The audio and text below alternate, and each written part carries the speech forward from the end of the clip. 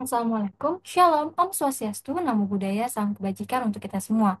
Yang saya hormati Bapak Muhammad Edo Suryawan Siregar, SEMBA, selaku Koordinator Prodi S1 Manajemen, dan Profesor Dr. Muhammad Rizan MM, dan Ibu Dewi Agustin Pratamasari, SEMSM, selaku dosen pembimbing saya yang senantiasa memberikan arahan dan masukan kepada saya selama penulisan proposal skripsi saya. Perkenalkan, nama saya Magita Tania Suseno dengan NIM 1705621019, mahasiswa program studi S1 Manajemen kelas D dengan konsentrasi marketing angkatan 2021. Pada kesempatan kali ini, saya akan memaparkan proposal skripsi saya yang berjudul Analisis Faktor-Faktor yang Mempengaruhi Keputusan Pembelian Boneka Labubu, Studi Kasus Konsumen Boneka Labubu di Indonesia. Baik, pertama-tama saya akan menjelaskan bab 1 yaitu pendahuluan. Dalam bab 1 ini, yang pertama saya akan menjelaskan mengenai latar belakang dari penelitian saya. Seperti yang sudah kita ketahui, seiring dengan perkembangan digitalisasi, media sosial tuh kini memiliki peran yang semakin besar dalam kehidupan sehari-hari. Dapat kita lihat pada slide bahwa berdasarkan data dari Wear Social tahun 2024, jumlah pengguna media sosial di seluruh dunia itu telah mencapai 5,22 miliar orang atau sekitar 63,8% dari total populasi global. Angka ini menunjukkan bahwa media sosial nih bukan hanya sekedar platform komunikasi, tetapi juga menjadi bagian penting dalam berbagai industri, termasuk industri mainan. Nah, kemudahan akses yang ditawarkan oleh platform digital itu memungkinkan produsen dan penjual mainan untuk menjangkau pasar yang lebih luas tanpa harus melalui perantara konvensional lagi. Selain itu, media sosial juga membuka peluang bagi para komunitas kolektor dan penggemar mainan untuk saling berbagi informasi, membangun interaksi, serta mengikuti perkembangan tren terbaru di industri ini. Nah, dengan demikian, industri mainan tuh semakin berkembang sejalan dengan tren digitalisasi, menciptakan pengalaman yang lebih menarik pastinya dan interaktif bagi para konsumennya. Baik, selanjutnya hal ini juga dapat kita lihat pada diagram pendapatan pasar mainan di seluruh dunia pada tahun 2023 yang saya tampilkan pada slide. Dapat kita lihat bahwa Indonesia nih menempati posisi ketiga sebagai pasar mainan terbesar di Asia setelah Cina dan Jepang. Berdasarkan data dari Departemen Riset Statista tahun 2023, pendapatan pasar mainan di Indonesia ini mencapai 2,35 miliar dolar Amerika Serikat. Ini menunjukkan potensi yang cukup besar dalam industri ini. Meskipun masih jauh ya angkanya di bawah Cina yang mencapai 17,31 miliar dolar Amerika Serikat dan Jepang dengan 6,29 miliar dolar Amerika Serikat. Angka ini mencerminkan permintaan yang terus meningkat seiring dengan pertumbuhan ekonomi dan daya beli masyarakat. Nah, di antara berbagai jenis mainan, boneka ini menjadi salah satu yang paling diminati gitu, baik oleh anak-anak maupun kolektor dewasa. Nah, seiring dengan perubahan tren, boneka kini tidak hanya berfungsi sebagai mainan, tetapi juga memiliki nilai edukatif dan estetika yang semakin menarik perhatian pasar. Nah, untuk melihat lebih lanjut nih perkembangan pasar boneka, berikut adalah data mengenai pasar boneka mainan terbesar di dunia pada tahun 2023 yang dapat dilihat pada slide. Nah, berdasarkan data dari Statista Market Insight, Cina ini menjadi negara dengan kontribusi terbesar dalam pendapatan global di segmen boneka mainan. Ini mencapai sekitar 20% atau senilai 12,4 miliar dolar Amerika Serikat. Hal ini menjadikan Cina sebagai pasar boneka terbesar di dunia, baik dari sisi konsumsi maupun produksinya itu sendiri. Nah, sementara itu, Indonesia juga menunjukkan angka yang cukup signifikan gitu, dengan pendapatan sebesar 2,1 miliar dolar Amerika Serikat. Ini mencerminkan minat yang tinggi terhadap produk boneka di Indonesia, serta peluang besar bagi industri mainan di dalam negeri. Nah, menariknya, Cina ini nggak hanya menjadi pasar terbesar, tapi juga menjadi pusat produksi bagi banyak merek boneka ternama. Nah, salah satunya adalah Pop Mart, yang merupakan produsen mainan collectible asal Cina yang sukses secara global. Dengan konsep blind box, di mana pembeli itu tidak tahu karakter apa sih yang mereka dapatkan. Nah, Bob nih berhasil menarik banyak kolektor dan kini memiliki 500 gerai di 30 negara. Nah, perusahaan ini awalnya didirikan oleh Wang Ning pada tahun 2010 dan berkembang pesat hingga terdaftar di bursa saham Hong Kong pada tahun 2020. Nah, salah satu karakter ikoniknya adalah Labubu, karya seniman Hong Kong Kasing Lung.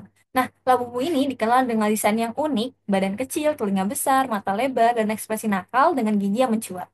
Nah, keunikan karakter Labubu dan konsep blind box yang penuh kejutan inilah yang membuat pop art semakin diminati, terutama di kalangan kolektornya.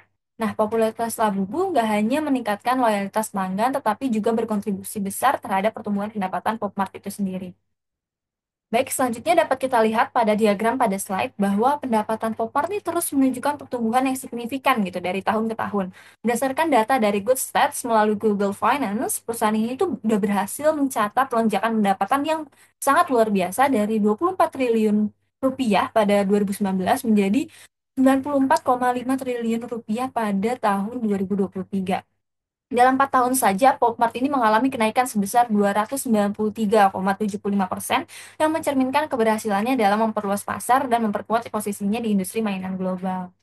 Nah, salah satu faktor utama yang berkontribusi terhadap pertumbuhan pendapatan ini adalah meningkatnya popularitas boneka Labubu yang menjadi fenomena global. Ada beberapa faktor kunci yang membuat produk ini begitu populer dan terus mengalami peningkatan permintaan. Yang pertama, itu adalah pengaruh dari influencer marketing. Media sosial tuh pastinya punya peran besar dalam membuat Labubu ini menjadi populer, terutama setelah Lisa Blackpink yang dikenal sebagai global influencer mengunggah foto dirinya bersama Labubu di akun sosial media pribadinya. Dengan jutaan pengikutnya, unggahan tersebut memberikan exposure yang luas dan menarik jutaan penggemar, dan pastinya cepat membentuk preferensi konsumen dan menciptakan tren pembelian boneka Labubu itu sendiri. Selanjutnya, yang kedua, adanya efek fear of missing out atau FOMO. Banyak orang rela berburu boneka Labubu karena takut kehabisan atau ketinggalan tren, apalagi jika edisinya terbatas. Mereka ini nggak mau melewatkan kesempatan untuk memilikinya. Akibatnya, pembelian spontan itu meningkat dan menciptakan permintaan yang terus tinggi. Selanjutnya yang ketiga itu adalah hedonic motivation. Orang membeli boneka labu butuh bukan hanya karena butuh, tetapi karena ada kepuasan tersendiri. Mulai dari sensasi membuka kemasan, atau yang lebih dikenal dengan kata unboxing, lalu hingga kebanggaan memiliki koleksi yang langka. Ini menjadikan labu butuh lebih dari sekedar boneka, melainkan sebuah pengalaman yang menyenangkan. Nah, terakhir, yang keempat itu adalah kekuatan brand image dari Popmart itu sendiri. Sebagai produsen resmi, Popmart ini sudah dipercaya oleh banyak penggemar, meskipun banyak beredar boneka labu versi palsu dengan harga yang jauh lebih murah, mulai dari 14.600 hingga 164.000 sekian di platform e-commerce Shopee. Hal ini tidak mengurangi minat masyarakat untuk tetap membeli produk asli dari toko resmi Popmart. Tingginya permintaan ini seringkali menyebabkan produk boneka Labubu di toko resmi di salah satu platform e-commerce itu cepat habis sehingga tidak lagi tersedia di etalase produknya. Nah, kondisi ini menunjukkan nih peningkatan brand image Popmart yang semakin dikenal sebagai merek yang memiliki citra positif terkait kualitas dan kepercayaan konsumen terhadap produk aslinya, meskipun dihadapkan pada persaingan dengan produk tiruan yang lebih terjangkau. Dari sini kita bisa lihat bagaimana keempat faktor ini saling mendukung membuat Labubu semakin dicari dan mendorong pertumbuhan pasar yang luar biasa. Nah, setelah melihat faktor-faktor kunci yang mempengaruhi keputusan pembelian, ada pun penelitian yang mendukung temuan tersebut, yaitu yang pertama ada beberapa penelitian sebelumnya menunjukkan bahwa influencer marketing itu berpengaruh positif terhadap keputusan pembelian atau purchase decision. Misalnya, penelitian oleh Fahmi et al. Pada tahun 2022, lalu Arista Wahyuni dan Hidayati tahun 2024, lalu ada Komang et al. Tahun 2023, dan Evania et al. Tahun 2023 yang menunjukkan bahwa konten yang dibuat oleh influencer dapat membuat preferensi konsumen dan mendorong mereka untuk membeli suatu produk. Nah, selain itu, fenomena fear of missing out atau FOMO juga terbukti berpengaruh signifikan terhadap keputusan pembelian. Penelitian oleh Ilyas et al. Tahun 2022, Gupta dan Sri Pastafa tahun 2022, dan Gunawan Bata Ilyas et al. Tahun 2022 ini menunjukkan bahwa rasa takut ketinggalan akan tren itu bisa mendorong pembelian spontan. Lalu penelitian oleh Haryanti et al. Pada tahun 2020, Lestari dan Trirawati tahun 2020, dan Hiriza et al. Tahun 2024 ini menyoroti bahwa hedonic motivation itu menjadi alasan yang kuat mengapa sih seseorang itu ingin membeli produk, bukan sekedar karena kebutuhan, tetapi karena kesenangan dan kepuasan emosional dari orang itu sendiri. Nah, yang terakhir, itu adalah penelitian oleh Rhiannon Johan tahun 2022, Anwar dan Andrian tahun 2021, dan Rihayana et al. Tahun 2022 ini menegaskan bahwa brand image yang kuat itu dapat meningkatkan kepercayaan dan loyalitas konsumen terhadap sebuah merek, sehingga berpengaruh terhadap keputusan pembelian mereka itu sendiri. Nah, penelitian sebelumnya ini menunjukkan bahwa influencer marketing, FOMO, hedonic motivation, dan brand image itu masing-masing berpengaruh signifikan gitu terhadap keputusan pembelian atau purchase decision. Namun belum ada penelitian yang menggabungkan keempat variabel ini dalam konteks pembelian boneka Labubu. Oleh karena itu, penelitian ini bertujuan untuk menganalisis faktor-faktor tersebut dalam satu studi dengan judul Analisis Faktor-Faktor yang Mempengaruhi Keputusan Pembelian Boneka Labubu, Studi Kasus Konsumen Boneka Labubu di Indonesia. Nah, setelah melihat latar belakang penelitian tadi, kita bisa melihat nih bahwa ada beberapa faktor yang berpotensi mempengaruhi keputusan pembelian konsumen. Oleh karena itu, rumusan penelitiannya adalah yang pertama, apakah influencer marketing itu berpengaruh terhadap purchase decision? Yang kedua, apakah FOMO atau of missing out ini berpengaruh terhadap purchase decision? Yang ketiga, apakah hedonic motivation berpengaruh terhadap purchase decision? Dan yang keempat adalah apakah brand image berpengaruh terhadap purchase decision? Lalu tujuan dari penelitian ini sendiri adalah yang pertama, untuk mengetahui dan memahami pengaruh influencer marketing terhadap purchase decision. Yang kedua, untuk mengetahui dan memahami pengaruh FOMO atau fear of missing out terhadap purchase decision. Yang ketiga, untuk mengetahui dan memahami pengaruh hedonic motivation terhadap purchase decision. Yang keempat, untuk mengetahui dan memahami pengaruh brand image terhadap purchase decision itu sendiri. Nah, penelitian ini memiliki dua manfaat utama, yaitu yang pertama adalah teoritis dan yang kedua adalah praktis. Pertama-tama, kita bahas dulu yang mengenai manfaat teoritisnya. Nah, apa sih manfaat teoritisnya? Penelitian ini diharapkan dapat memperkaya teori pemasaran dan perilaku konsumen dengan memahami pengaruh influencer marketing, FOMO, hedonic motivation, dan brand image terhadap keputusan pembelian, khususnya dalam produk collectible seperti boneka Labubu. Yang kedua, itu adalah manfaat praktis. Yang pertama itu apa? Yang pertama, bagi peneliti, itu pastinya akan menambah wawasan mengenai faktor yang mempengaruhi keputusan pembelian serta strategi pemasaran yang efektif. Bagi Universitas Negeri Jakarta sendiri, itu manfaatnya adalah menjadi referensi akademik di bidang pemasaran dan perilaku konsumen. Yang ketiga adalah bagi pembaca, manfaatnya memberikan pemahaman gitu tentang strategi pemasaran digital dan perilaku konsumen di era modern itu sendiri. Dengan penelitian ini diharapkan bisa memberikan manfaat gitu bagi para akademisi, praktisi, dan pembaca dalam memahami strategi pemasaran dan perilaku konsumen dengan lebih baik pastinya. Baik, selanjutnya saya akan memaparkan mengenai bab 2, yaitu kajian pustaka. Penelitian ini mengambil grand teori mengenai perilaku konsumen dalam pengambilan keputusan pembelian produk. Nah, menurut Kotler et al. Pada tahun 2022, perilaku konsumen ini mencakup tindakan individu, kelompok, atau organisasi dalam memilih, membeli, menggunakan, dan mengevaluasi barang, jasa, ide, atau pengalaman untuk memenuhi kebutuhan dan keinginan mereka. Nah, teori ini berusaha menjelaskan berbagai faktor yang mempengaruhi perilaku konsumen, termasuk preferensi pribadi, pengaruh sosial, motivasi, persepsi, dan proses pengambilan keputusan. Nah, berdasarkan teori ini, penelitian ini akan mengkaji faktor-faktor yang mempengaruhi keputusan pembelian boneka Labubu, khususnya di Jakarta, di Indonesia. Nah, fokus penelitian ini meliputi influencer marketing, FOMO, hedonic motivation, dan brand image. Faktor-faktor ini dipilih karena menjadi bagian dari strategi pemasaran yang dapat mempengaruhi perilaku konsumen itu sendiri. Selanjutnya, saya akan membahas mengenai teori pendukung untuk proposal penelitian saya. Yang pertama, ada purchase decision. Keputusan pembelian atau purchase decision itu adalah keputusan akhir konsumen dalam memilih produk atau layanan setelah mempertimbangkan berbagai alternatif. Menurut Cordova et al. 2022, menjelaskan bahwa proses ini dipengaruhi oleh faktor budaya, sosial, pribadi, dan psikologis. Sementara itu, Solomon dan Russell tahun 2024 itu menekankan bahwa keputusan pembelian atau purchase decision itu melibatkan pengenalan kebutuhan, mencari informasi, evaluasi alternatif, dan pemilihan produk yang paling sesuai. Adapun faktor utama yang dapat mempengaruhi keputusan pembelian menurut penelitian Evania et al. Adalah yang pertama itu adalah kualitas produk. Pastinya konsumen memilih produk yang sesuai dengan harapan mereka. Yang kedua, rekomendasi sosial. Nah, ini adalah pengaruh dari teman atau influencer itu meningkatkan keyakinan pembelian mereka. Lalu yang ketiga adalah ulasan pelanggan. Nah, testimoni positif yang mendorong kepercayaan dalam membeli produk.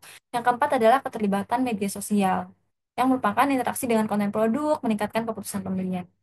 Nah, dengan memahami faktor-faktor ini, perusahaan pastinya dapat merancang strategi pemasaran yang lebih efektif untuk meningkatkan penjualan dan daya saing di pasar.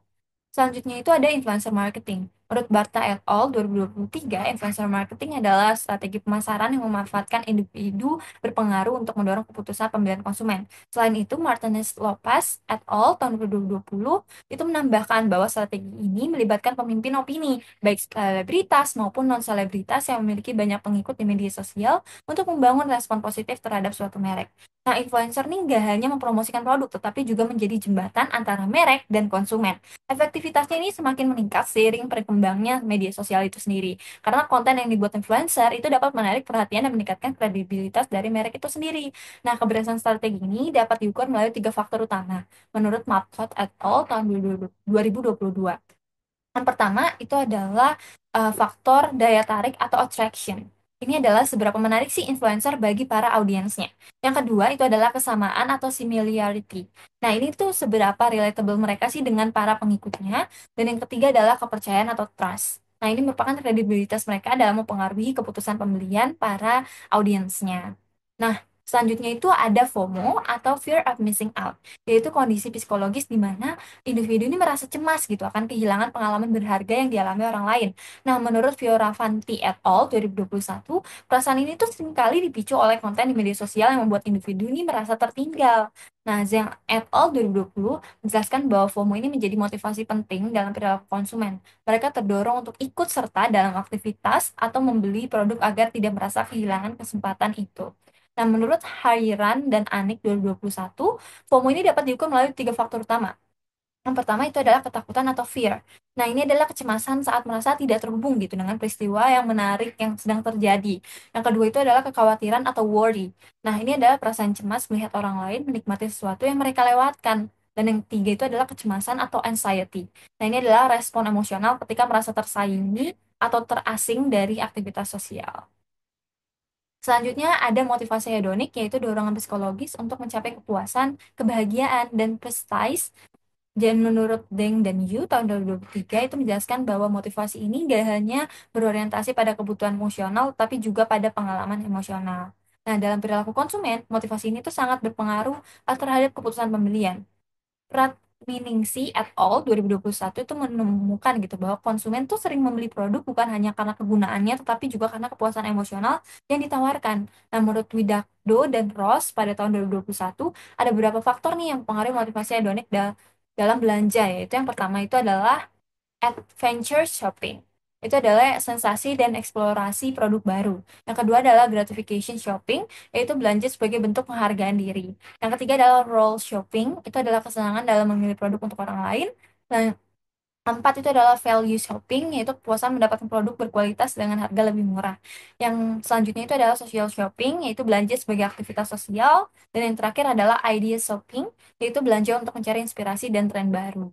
Karena itulah pemahaman tentang motivasi hedonik ini sangat penting bagi brand dalam merancang strategi pemasaran yang lebih menarik dan berorientasi pada pengalaman emosional konsumen itu sendiri. Selanjutnya kita masuk ke brand image, yaitu bagaimana sih konsumen ini memandang suatu merek berdasarkan asosiasi yang terbentuk dalam ingatan mereka.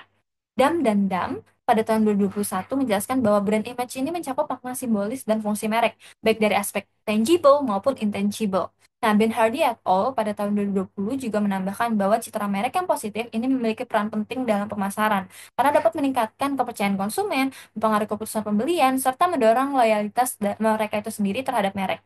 Saat sebuah merek berhasil membangun citra yang kuat, konsumen itu akan lebih cenderung memilih dibandingkan dengan kompetitornya di pasar yang sama. Nah, menurut Kotler et al. Tahun 2022, ada beberapa faktor utama yang mempengaruhi brand image ini, yaitu yang pertama adalah keunggulan asosiasi merek. Seberapa relevansi dan bernilai suatu merek di mata konsumen. Merek yang mampu memberikan manfaat yang lebih unggul akan lebih mudah diingat dan dipercaya pastinya. Yang kedua, itu adalah kekuatan asosiasi. Konsisten dalam menyampaikan pesan dan nilai merek yang dapat memperkuat kesan di benak konsumennya. Yang ketiga, itu adalah keunikan asosiasi. Ini adalah diferensiasi yang membedakan suatu merek dengan persaingnya, baik dari segi identitas, kualitas, hingga pengalaman yang diberikan. Nah, membangun brand image yang kuat nih bukan hanya soal logo atau slogan, tetapi juga bagaimana sih merek ini berinteraksi dengan konsumennya, menyampaikan nilai, serta menciptakan pengalaman yang berkesan tentunya. Baik, selanjutnya saya akan menjelaskan mengenai kerangka teori dalam proposal skripsi saya. Dalam penelitian ini terdapat dua jenis variabel, yaitu variabel independen atau variabel X dan variabel dependen atau variabel Y. Variabel di independen yang diteliti terdiri dari influencer marketing, FOMO atau fear of missing out, hedonic motivation, dan brand image. Sementara itu, variabel dependent dari penelitian ini adalah purchase decision atau keputusan pembelian.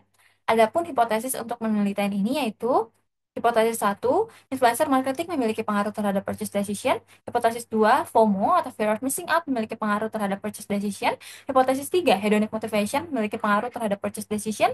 Hipotesis 4, brand image memiliki pengaruh terhadap purchase decision. Nah, selanjutnya saya akan membahas mengenai pengembangan hipotesis dari hipotesis yang telah saya sebutkan tadi. Yang pertama itu ada influencer marketing dan purchase decision. Beberapa penelitian itu telah membuktikan pengaruh signifikan antara influencer marketing terhadap putusan pembelian atau purchase decision. Di antaranya yang pertama itu adalah penelitian dari Fahmi et al. Pada tahun 2022 ini menemukan bahwa influencer marketing itu memiliki pengaruh besar terhadap keputusan pembelian di platform e-commerce seperti Shopee, terutama di kalangan mahasiswa yang aktif berbelanja secara digital. Yang kedua itu adalah Komang et al. Pada tahun 2023 juga membuktikan bahwa influencer marketing dapat meningkatkan keterlibatan konsumen dan mendorong keputusan pembelian di platform Zalora. Selain itu, dalam sektor kuliner, Rama dan Barusman pada tahun 2020 mengungkapkan bahwa konsumen ini cenderung lebih yakin gitu dalam membeli produk setelah melihat ulasan positif dari influencer yang mereka ikuti di media sosial.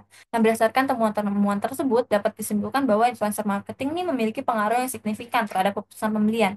Oleh karena itu, hipotesis yang diajukan dalam penelitian ini adalah sebagai berikut, yaitu hipotesis pertama, influencer marketing memiliki pengaruh terhadap purchase decision. Baik, selanjutnya yang kedua adalah FOMO dan purchase decision. Sejumlah penelitian itu telah menunjukkan pengaruh signifikan antara FOMO terhadap keputusan pembelian atau purchase decision. Yang pertama itu adalah dari Ilyas et al. Pada tahun 2022, itu menemukan bahwa semakin tinggi paparan seseorang terhadap konten media sosial, semakin besar rasa FOMO yang dirasakan, yang pada akhirnya memicu keputusan pembelian atau purchase decision itu sendiri. Dengan kata lain, media sosial itu menjadi faktor utama dalam meningkatkan efek FOMO, terutama ketika seseorang itu melihat produk yang sedang tren atau digunakan oleh influencer favorit mereka. Yang kedua itu adalah Bertalina et al. Pada tahun 2022. Ini tuh meneliti FOMO pada generasi Z atau generasi Z di Bandung yang aktif di media sosial dan sangat peka terhadap pengaruh sosial. Hasil penelitian ini menunjukkan bahwa FOMO memiliki pengaruh yang signifikan terhadap keputusan pembelian generasi Z, di mana mereka tuh cenderung melakukan pembelian impulsif agar tidak terasa tertinggal dari tren yang ada. Nah, selanjutnya itu adalah Gupta dan Srivastava tahun 2022, yang menemukan bahwa efek FOMO ini nggak hanya terbatas pada konsumsi barang atau jasa, tetapi juga berpengaruh dalam keputusan investasi.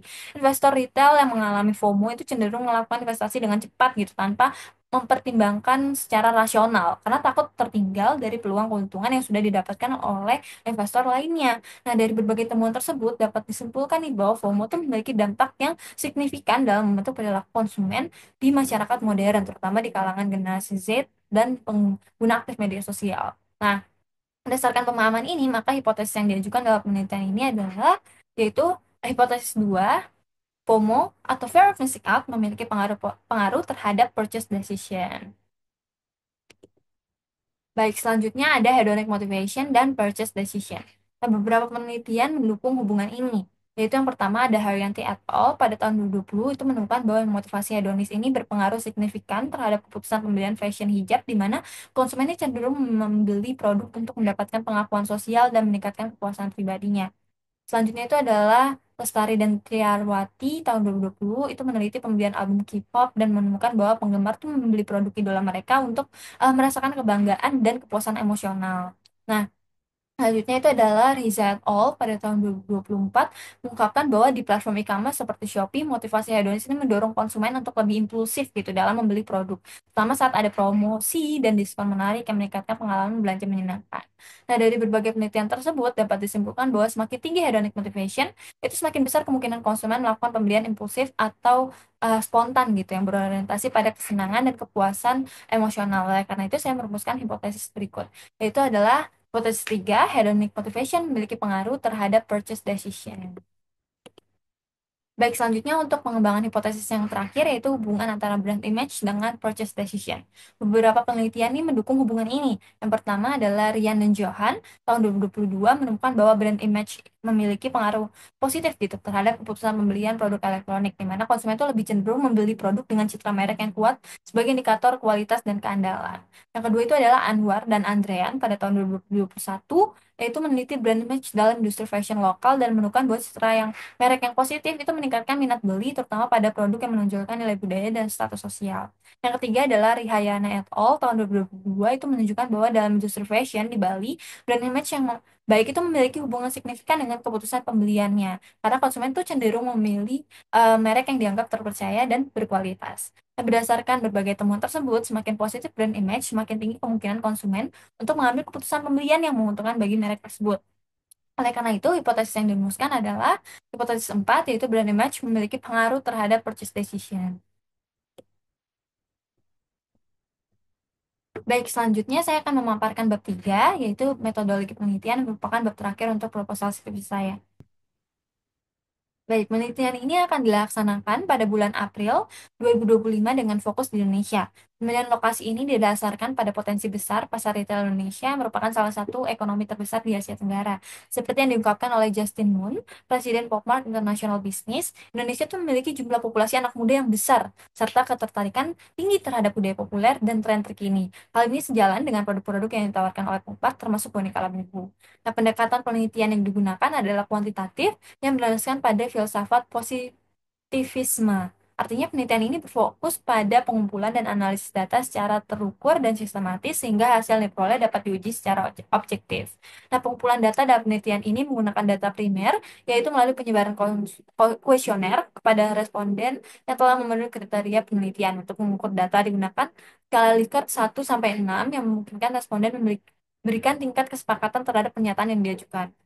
Adapun populasi dan sampel dalam penelitian ini terdiri dari konsumen yang telah melakukan pembelian boneka Labubu. Sampel penelitian berjumlah 250 responden. Saat menentukan jumlah penelitian, saya merujuk pada pendekatan yang diusulkan oleh Malhotra pada tahun 2020. Lalu untuk menentukan ukuran sampel yang dipilih menggunakan teknik purposive sampling dengan beberapa kriteria sebagai berikut. Yang pertama adalah berdomisili di Indonesia, karena penelitian ini berfokus pada pasar retail nasional sehingga data yang diperoleh lebih relevan dengan konteks penelitian. Nah, selanjutnya itu adalah berusia minimal 17 tahun agar responden ini memiliki pemahaman yang baik gitu terhadap isi kuesioner. Pertimbangan ini mengacu pada pendapat Furlock dalam Mutamaina et al. Pada tahun 2022 yang menyatakan bahwa individu pada usia ini itu telah mencapai kedewasaan dan kematangan secara hukum gitu sehingga dapat memberikan respon yang lebih valid terhadap penelitian. Baik, yang terakhir itu adalah pernah melakukan pembelian boneka Labubu. Nah, agar dapat memberikan wawasan yang nyata terkait faktor-faktor yang mempengaruhi putusan pembelian, menurut Kotler et al. Pada tahun 2022, konsumen itu yang telah melakukan pembelian suatu produk itu cenderung memiliki pengalaman langsung yang dapat memberikan gambaran mengenai preferensi, persepsi, serta motivasi dalam pengambilan keputusan itu sendiri. Baik, selanjutnya saya akan menjelaskan mengenai teknik analisis data yang digunakan dalam penelitian ini, yaitu menggunakan LISREL versi 8.8 dengan metode Structural Equation Modeling atau SEM. Nah, metode ini sangat berguna ketika kita ingin menganalisis hubungan yang kompleks antara variabel-variabel dalam penelitian. Nah, tujuan utamanya adalah untuk menganalisis apakah model yang kita gunakan itu benar-benar sesuai dengan data yang diperoleh. Yang pertama, itu adalah uji validitas. Nah, pertama kita lakukan uji validitas. Ini penting karena kita harus memastikan apakah instrumen yang kita gunakan ini memang bisa mengukur apa yang seharusnya diukur. Caranya dengan melihat nilai faktor loading, di mana nilainya harus lebih dari 0,5 agar bisa dianggap valid. Sehingga selain itu, kita juga pakai average variance extract atau AV, dan syaratnya adalah nilainya minimal 0,5. Kalau semua terpenuhi, berarti instrumen kita sudah valid dan bisa digunakan untuk analisis lebih lanjut. Nah, setelah validitas, kita cek reliabilitasnya nih untuk memastikan bahwa instrumen yang kita gunakan tuh bisa memberikan hasil yang konsisten kalau diuji berulang kali. Ada dua indikator yang kita pakai yaitu composite reliability dengan syarat lebih dari 0,7 dan Cronbach's alpha yang sebaiknya di atas 0,6. Kalau kedua indikator ini terpenuhi, berarti data kita bisa dipercaya dan gak berubah-ubah kalau diuji ulang. Nah, selanjutnya kita harus memastikan nih apakah model yang kita gunakan tuh memang cocok dengan data yang kita punya. Ini kita lakukan dengan uji kesesuaian model. Ada beberapa indikator yang kita lihat, misalnya C-square, semakin kecil nilainya, semakin baik modelnya. Lalu GFI dan GFI yang harus lebih dari 0,90 agar dianggap bagus. Kemudian ada NFI dan CFI yang kalau di atas 0,95 tuh berarti model kita tuh fit. Nah, terakhir itu RMC harus di bawah 0,08 supaya modelnya itu bisa diterima. Intinya kalau semua indikator ini terpenuhi, berarti model yang kita gunakan itu pastinya sudah sesuai dengan data. Nah, yang terakhir kita masuk ke uji hipotesis, di mana di sini kita mau lihat apakah hubungan antara variabel dan penelitian ini signifikan atau enggak. Nah, kita pakai dua indikator utama yaitu T statistik dan P value. Kalau T statistiknya ini lebih dari 1,96 dan P value-nya lebih kecil dari 0,05, artinya hubungan antar variabel itu signifikan. Dengan kata lain, hipotesis yang kita ajukan itu bisa diterima. Baik, terima kasih. Mungkin cukup sekian dari saya. Mohon maaf apabila masih banyak kekurangan. Wassalamualaikum warahmatullahi wabarakatuh.